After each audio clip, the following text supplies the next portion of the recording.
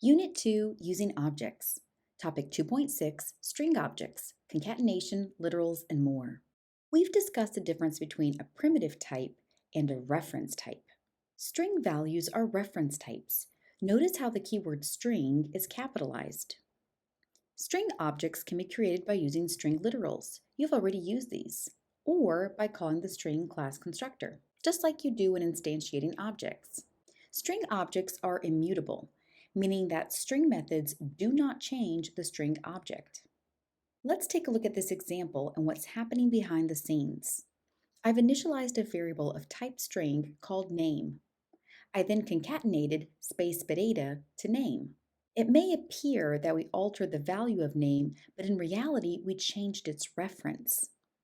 The value of the string object Joyce hasn't changed, but rather the reference of name, what it points to, has. String objects can be concatenated using the plus or compound plus equal operator, resulting in a new string object. Primitive values can be concatenated with the string object.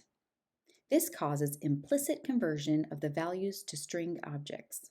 ToString methods help display meaningful data from reference data types, such as this car class. You might notice that this ToString method is composed of both primitive and string reference types.